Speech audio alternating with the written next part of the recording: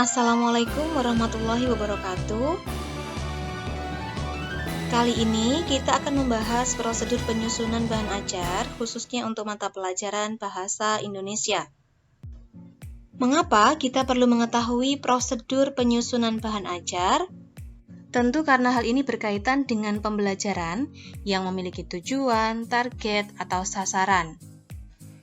Maka, ibarat melakukan perjalanan untuk mencapai suatu tujuan, kita memerlukan rute, mana rute yang tercepat, kemudian alat transportasi yang paling efektif, berapa kecepatannya, sampai hal-hal yang perlu dilakukan selama perjalanan, sehingga yang kita lakukan bisa lebih tepat sasaran.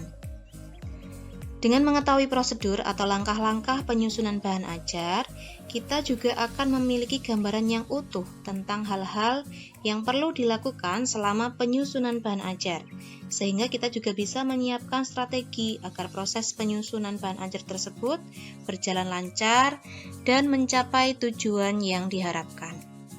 Sebelum menyusun bahan ajar yang sesuai dengan tuntutan kompetensi, yaitu kompetensi yang harus dikuasai siswa, prosedur yang perlu dilakukan yaitu: pertama, analisis kebutuhan. Kedua, penyusunan kerangka bahan ajar. Untuk dua langkah ini, yaitu analisis kebutuhan dan penyusunan kerangka bahan ajar, akan kita bahas lebih lanjut secara spesifik pada bagian berikutnya. Selanjutnya yang ketiga adalah penyusunan bahan ajar. Ini bisa berupa penulisan atau perakitan bahan ajar yang lain. Sampai langkah ketiga ini, kita bisa menghasilkan produk bahan ajar atau kadang disebut sebagai produk setengah jadi. Karena sebenarnya masih ada tahap yang perlu dilakukan untuk memastikan kevalidan, kelayakan, atau keefektifan bahan ajar tersebut. Misalnya, langkah kita berhenti di tahap 3 ini sebenarnya sudah dianggap cukup, asalkan langkah-langkah sebelumnya sudah diikuti dengan baik.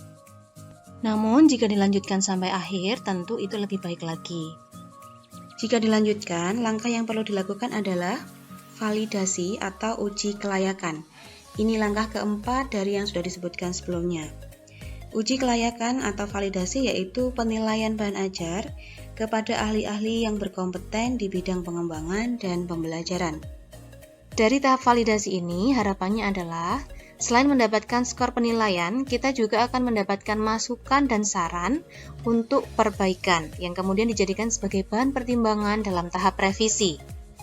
Jika bahan ajar sudah selesai direvisi, langkah berikutnya adalah melakukan uji coba. Uji coba berarti melaksanakan pembelajaran dengan menggunakan bahan ajar yang sudah dikembangkan. Ini bisa melibatkan siswa dalam kelompok kecil, misalnya 1 kelas atau 2 kelas. Dari uji coba ini, kita bisa mengetahui tingkat keberterimaan bahan ajar bagi siswa, kemudian juga keefektifannya dalam kegiatan pembelajaran. Setelah mengetahui keberterimaan dan keefektifan bahan ajar tersebut, selanjutnya kita bisa menentukan perlu tidaknya bahan ajar untuk direvisi kembali. Jika siswa menerima dengan baik, bahan ajar bisa diimplementasikan dalam skala yang lebih besar. Namun, jika respon siswa kurang baik dan belum menunjukkan hasil yang signifikan dalam menyukseskan pembelajaran, bahan ajar perlu direvisi kembali sampai benar-benar baik sesuai dengan tujuan pembelajaran dan kebutuhan siswa.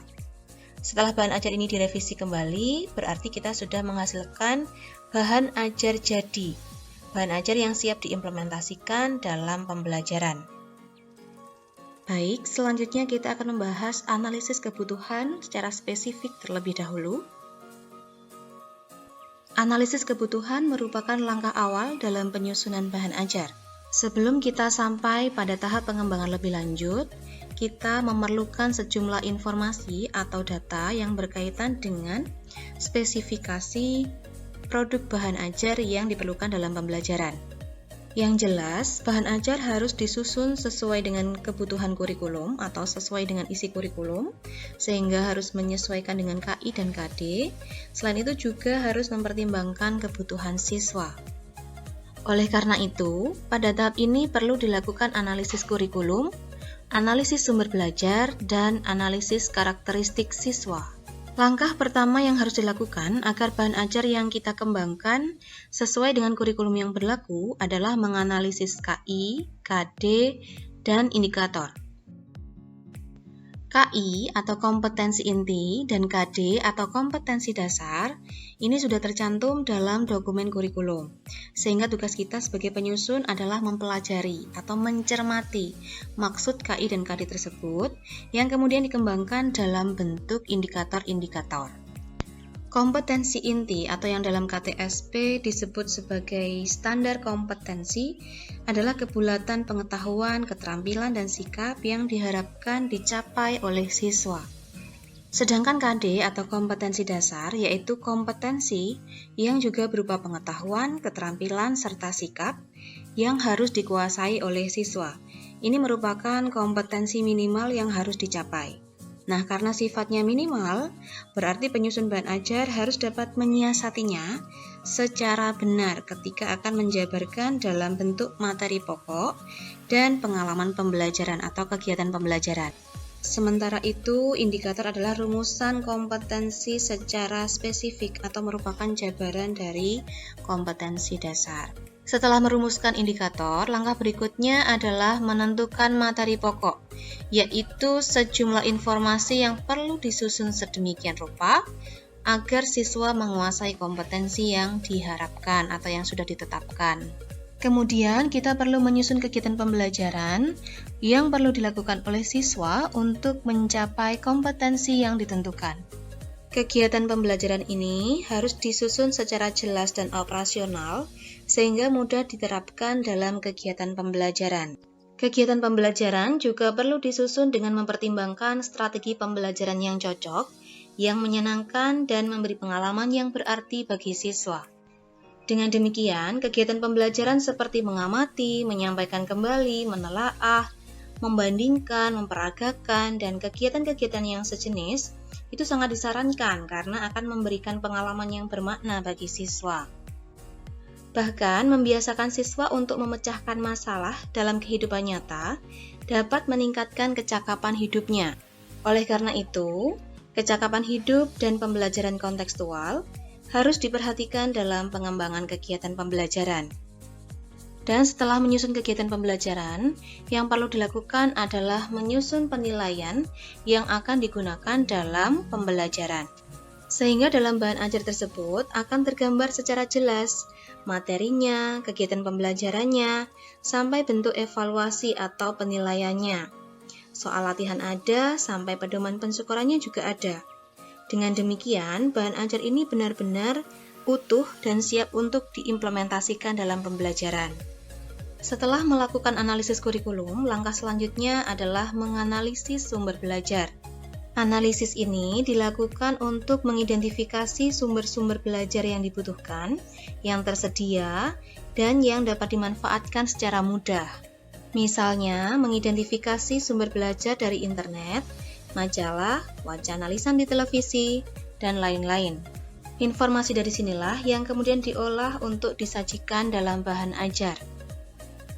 Yang terakhir dalam analisis kebutuhan adalah analisis karakteristik siswa. Pada tahap ini, yang perlu dilakukan adalah analisis kebutuhan dasar siswa dan analisis bahan ajar yang diminati oleh siswa. Analisis kebutuhan dasar masih berkaitan dan memang harus diarahkan pada landasan kebutuhan siswa. Hal ini karena kebutuhan atau motivasi merupakan energi yang dapat menimbulkan antusiasme dalam kegiatan pembelajaran. Misalnya, secara mendasar siswa membutuhkan rasa aman, ini berdasarkan teori kebutuhan Maslow. Maka perlu diimplementasikan dalam bahan ajar. Misalnya, kita bisa menyediakan teks atau bacaan yang menyejukkan, seperti eksotisme pulau di Indonesia, kemudian teks tanpa ujaran kebencian, dan penjelasan-penjelasan yang tanpa kekerasan verbal, yang memotivasi dan dapat menggerakkan siswa untuk melakukan kegiatan pembelajaran. Siswa mungkin ada yang takut jika membaca istilah tugas atau kerjakan, atau mungkin ada istilah latihan dalam bahan ajar. Nah, ini bisa kita ganti dengan istilah yang lebih menyejukkan, yang lebih menenteramkan, membuat siswa merasa lebih aman. Contohnya berani beraksi, berani berkarya, kreatif berkarya, ayo mencoba, dan lain-lain. Sementara itu, analisis bahan ajar dapat dilakukan dengan memberikan angket berisi pertanyaan-pertanyaan sederhana, yakni untuk menggali data berkaitan dengan bahan ajar yang diharapkan oleh siswa. Selanjutnya, bagaimanakah penyusunan kerangka bahan ajar itu? Untuk penyusunan kerangka bahan ajar, mari kita mencoba dengan membuat kerangka bahan ajar 1 KD. Bahan ajar 1 KD. Jadi bahan ajar ini digunakan untuk pembelajaran 1 KD saja. Dimulai dengan analisis kurikulum, yaitu mencermati KI dan KD, lalu merumuskan indikator capaian pembelajaran. Berikut adalah kutipan dari dokumen kurikulum berisi KI dan KD kelas 7. Silakan dicermati terlebih dahulu. Tujuan kurikulum mencakup 4 kompetensi, yaitu kompetensi sikap spiritual, sikap sosial, pengetahuan, dan keterampilan. Kompetensi tersebut dicapai melalui proses pembelajaran intrakurikuler, kokurikuler, dan atau ekstrakurikuler. Rumusan kompetensi sikap spiritual yaitu menghargai dan menghayati ajaran agama yang dianutnya. Adapun rumusan kompetensi sikap sosial yaitu menunjukkan perilaku jujur, disiplin, tanggung jawab, peduli, dan seterusnya. Kedua kompetensi tersebut dicapai melalui pembelajaran tidak langsung, yaitu melalui keteladanan, pembiasaan, dan budaya sekolah dengan memperhatikan karakteristik mata pelajaran, serta kebutuhan dan kondisi peserta didik. Artinya, kedua kompetensi tersebut tidak perlu dijabarkan dalam indikator-indikator capaian pembelajaran. Sementara itu, kompetensi yang harus dijabarkan dalam indikator-indikator adalah kompetensi pengetahuan dan kompetensi keterampilan yang dirumuskan sebagai berikut. Ini adalah potongan sajian KI dan KD, terutama KD-KD yang muncul di awal. Ini masih ada lanjutannya ya. 4 KD yang tampak pada bagian ini semuanya berkaitan dengan teks deskripsi. Mulai KD 3.1 mengidentifikasi informasi dalam teks deskripsi, KD 3.2 menelaah struktur dan kebahasaan dari teks deskripsi, kemudian KD 4.1 menjelaskan isi teks deskripsi, dan KD 4.2 menyajikan data, gagasan, kesan dalam bentuk teks deskripsi. Dari 4 KD ini, misalnya kita ambil satu saja untuk disusun menjadi kerangka bahan ajar. Silakan perhatikan bagian alur berikut, mulai dari kompetensi dasar yang kita pilih tadi, yaitu menyajikan data, gagasan, kesan dalam bentuk teks deskripsi, tentang objek dan seterusnya, secara tulis dan lisan dengan memperhatikan struktur dan kebahasaan, baik secara lisan maupun tulis. Dari KD ini kemudian dirumuskan dalam bentuk indikator-indikator. Untuk mengetahui ketercapaian KD tersebut, kita perlu merumuskan indikator, yaitu kompetensi spesifik yang merupakan jabaran dari KD. Nah, di dalam KD tadi kan disebutkan bunyinya menyajikan data, gagasan, kesan dalam bentuk teks deskripsi, dan seterusnya secara tulis dan lisan dengan memperhatikan struktur dan kebahasaan, baik secara lisan maupun tulis. Nah, ada pernyataan menyajikan dalam bentuk teks deskripsi secara tulis dan lisan. Artinya kalau tidak diminta untuk menulis, ya menyampaikan secara lisan. Berarti indikatornya bisa dibuat seperti ini. Pertama, menyusun teks deskripsi dengan memperhatikan kelengkapan struktur, dan yang kedua perlu memperhatikan keruntutan struktur. Mengapa kelengkapan dan keruntutan struktur? Karena dalam KD disebutkan perlu memperhatikan struktur. Jadi apanya dari struktur tadi yang perlu dijabarkan? Siswa bisa menyusun teks deskripsi dengan memperhatikan struktur itu, tandanya jika strukturnya lengkap dan urut. Indikator berikutnya berkaitan dengan bahasa. Dalam KD juga disebutkan dengan memperhatikan kebahasaan. Siswa menyusun teks deskripsi dengan memperhatikan kebahasaan. Berarti kebahasaan ini harus dijabarkan. Nah, tandanya siswa bisa menyusun teks deskripsi dengan memperhatikan kebahasaan itu seperti apa? Misalnya ada penggunaan kosakata konkret yang digunakan untuk menjabarkan suatu objek. Selain itu kalimatnya juga harus efektif supaya mudah dipahami. Dengan demikian, indikator berikutnya adalah mampu menyusun teks deskripsi dengan memperhatikan pilihan kata, atau langsung disebutkan dengan memperhatikan penggunaan kosakata konkret, itu juga boleh. Kemudian berikutnya lagi mampu menyusun teks deskripsi dengan memperhatikan keefektifan kalimat. Dengan demikian, materi yang perlu diajarkan dalam kegiatan ini adalah cara menyusun teks deskripsi tentunya. Langkah-langkahnya seperti apa ini perlu dijelaskan dalam bahan ajar. Kemudian kata konkret bisa, dan pemilihan kalimat efektif atau penggunaan kalimat efektif. Nah, pengembang atau penyusun bisa mengembangkan sendiri materi yang dibutuhkan sesuai dengan rumusan indikator yang sudah dibuat. Selanjutnya, kegiatan pembelajaran yang perlu dilakukan untuk mencapai indikator tersebut dan materi yang sudah ditentukan tersebut adalah sebagai berikut. Misalnya, pertama siswa diajak untuk menyanyikan lagu Rayuan Pulau Kelapa.